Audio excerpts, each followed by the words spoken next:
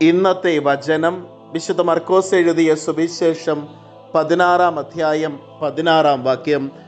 വിശ്വസിച്ച് സ്നാനം സ്വീകരിക്കുന്നവൻ രക്ഷിക്കപ്പെടും, വിശ്വസിക്കാത്തവൻ ശിക്ഷിക്കപ്പെടും. കാരുണ്യവാനും സ്നേഹനിധിയുമായ നല്ല ദൈവമേ, അങ്ങേ തിരുസന്നിധിയിൽ ഞങ്ങളുടെ എല്ലാ പ്രാർത്ഥനകളെയും ചേർത്ത് വയ്ക്കുന്നു. ഈശോനാഥ, ഞങ്ങൾ സ്വീകരിച്ച മാമോദീസായുടെ വരപ്രസാദത്തോടുകൂടെ ജീവിക്കുവാനും അനുനിമിഷം വിശുദ്ധിയുടെ മാർഗത്തിൽ സഞ്ചരിക്കുവാനും ഞങ്ങളെ അനുഗ്രഹിക്കണമേ. അമ്മേ മാതാവേ, ഞങ്ങൾക്ക് വേണ്ടി മാധ്യസ്ഥം യാചിക്കണമേ.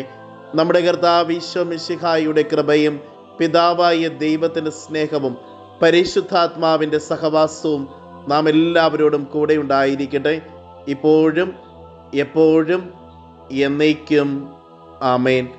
ഇന്നത്തെ നിയോഗം പരിശുദ്ധാത്മ അഭിഷേകത്താൽ നിറയപ്പെടാനായി തീക്ഷ്ണമായി പ്രാർത്ഥിക്കാം.